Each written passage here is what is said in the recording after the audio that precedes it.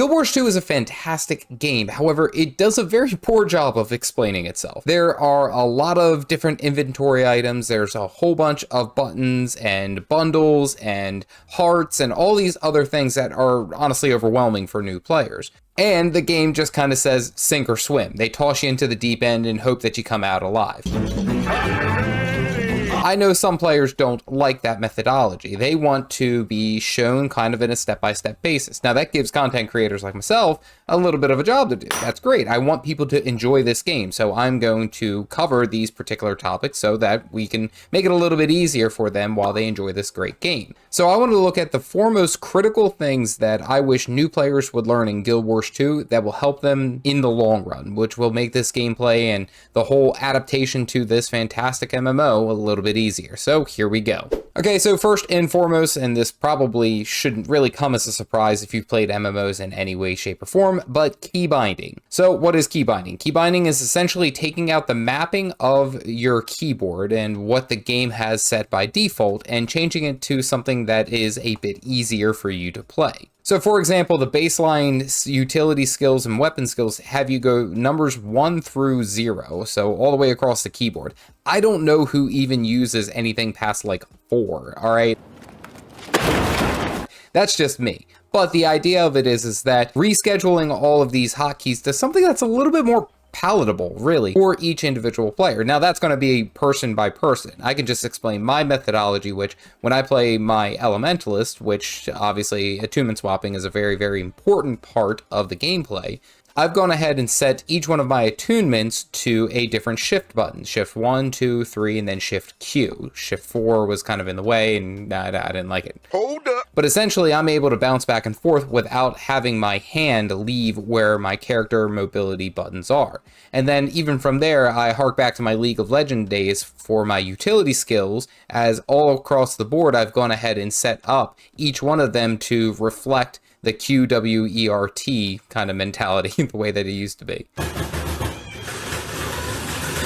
And even from there, you can expand it further, and you could change this to whatever way you want to understand the game a little bit better, which is fantastic. But I highly, highly recommend setting up a keybind that is going to be a lot easier for you to pick up the game, understand what's going on, and be able to move back and forth. Because once you have a little bit more fluid gameplay, and this is just my opinion, but the more fluid gameplay you have, the better I actually enjoy the game. Wait, that's illegal. Like, I don't like clunkiness. I don't like having to look up and down trying to figure out what buttons I need to press. I want it almost to be there in my mindset already. And again, I bring up the League of Legends days because I have my Q button set for my dodge roll. I just press Q and I dodge roll.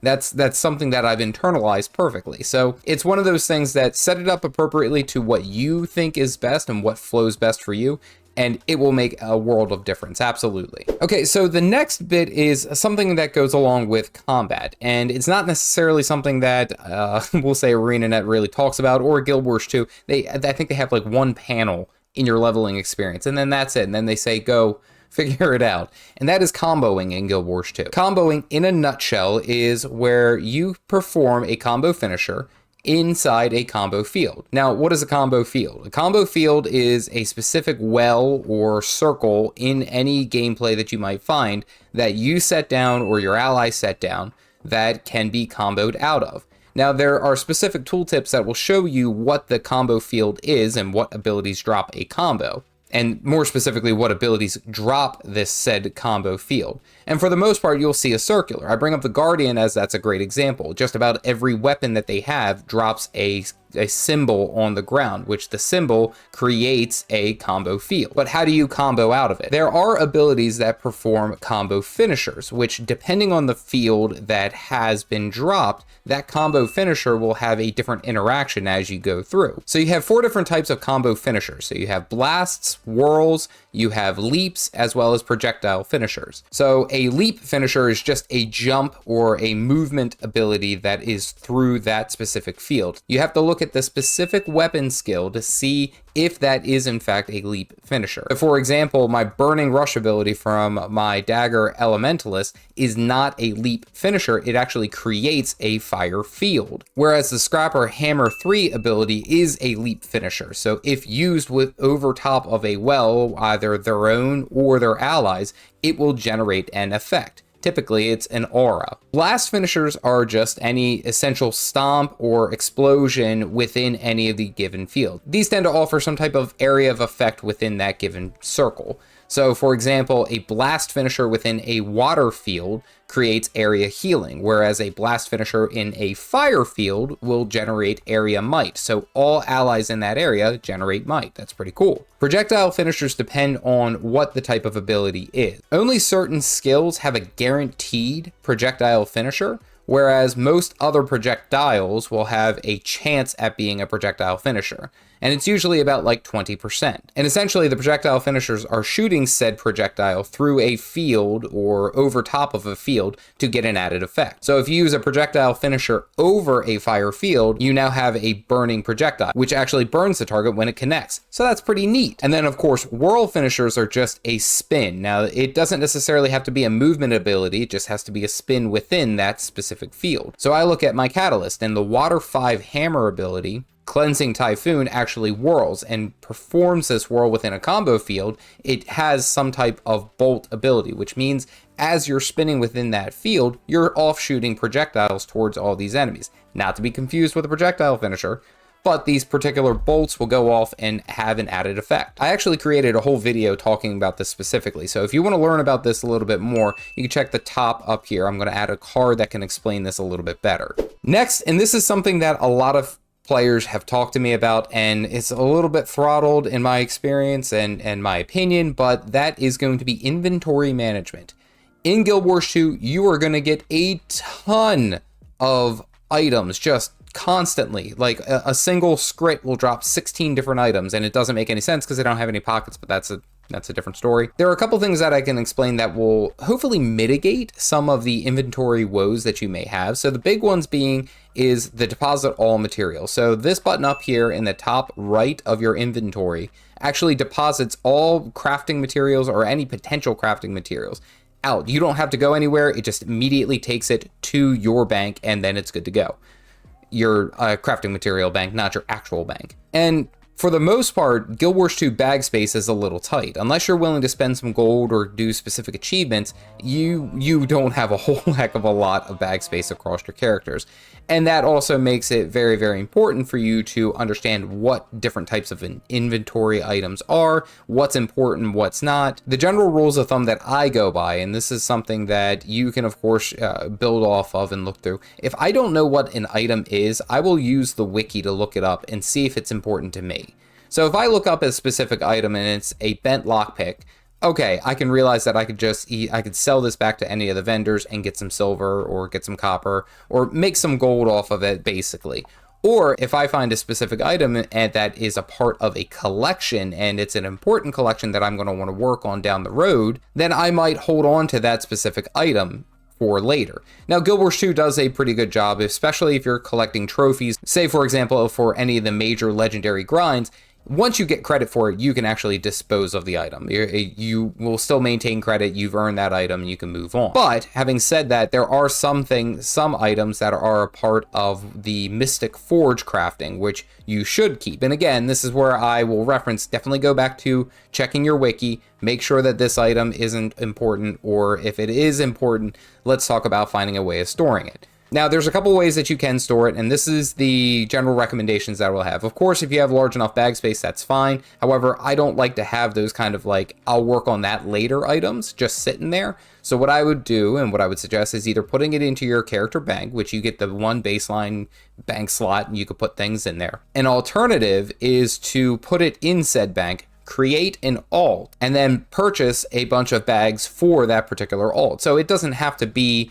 20 or 32 slot bags. It could be a 18 slot or even a 10 slot. But you get enough bags on these particular alts and they can essentially just be your we'll say your bag mule. They hold all these particular items. They're right there. You know where they are, and they won't go anywhere. And this is a cheaper alternative because then, of course, you can purchase more bag space, more storage space, more bank space through the gem store, which again, that's kind of where I was hinting at with them throttling. That's a different story. I think it's because they want you to spend money on the cash shop, and so they purposely inhibit your capability of carrying items. So that's a different case. Probably why I'm not an ArenaNet partner, because I keep calling them out on the crap, but that's just me. You don't have to do it, okay? But aside from that, you'll learn what gear is important and what gear is not. General rule of thumb is that if you are unsure, definitely check the wiki, ask some players, and really figure out if this item is worth it or not. And for the most part, as you're leveling, most of the stuff that you get there isn't really that important. Don't stress about it too much. I think the biggest issue that new players will run into early on specifically is just lack thereof of space. And lastly, and this is something that I stress to new players and I want you guys to understand, Guild Wars 2 is a patient game.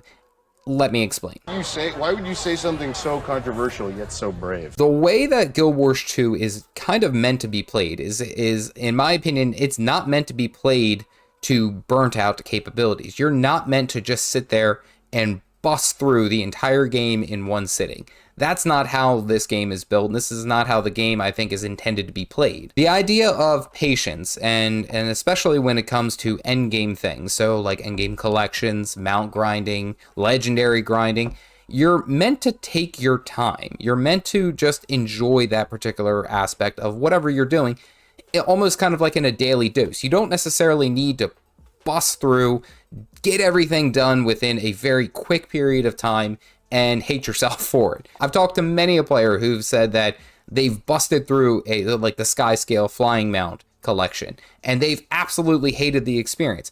And I would understand. Because I have no self-control, and I hate myself. I picked at it for, God, like 2 months or something like that. And I had a great time. I enjoyed myself because I was just, hey, I'll get what I can get done here, and if I don't get to it, I don't get to it. And that's been the mentality that I want to stress to you and to new players is, it's a marathon. It's not a sprint. Take your time, be patient, and you'll find that the game really does respect that. Because the game doesn't have a sub to pay, because the game has a lot of quality of life features that you can purchase, you can understand that this game is, we'll say, built in a sense to have you enjoy, spend your time there, and essentially be able to play the game the way that you want to and just take your time. While yes, there are certain things that you do want to get done quickly. I'm guilty of that. I've been trying to bust through Vision as quickly as possible. It actually makes me appreciate just being able to log in, move the needle a little bit, achieve a little bit of stuff, and then carry on about my day. And I'll stress this to you, and I'll continue to stress this to any new player that I meet. It's just take your freaking time. Don't lose any progress on anything in this game. If you only get to, level 50 in the first month, and your friend got to level 50 in the first day, your friend might be a psychopath. Okay. But the idea of it is that take your time. The game is meant to be enjoyed over time. It is not meant to be a burst, let's get it done as quickly as possible. And honestly, for the price point that you're playing and the amount of content and hours that you'll get, you'll find that you'll enjoy this game 10,000 times more if you just take your time. If you want to learn the first 5 things that you should do when you hit max level, click this video here. Now, again, this is just a suggestion. This is just going to focus on a lot of the quality of life things that you can earn fairly quickly. That's going to set you up for the rest of your experience in the game. Otherwise, stay caffeinated, folks.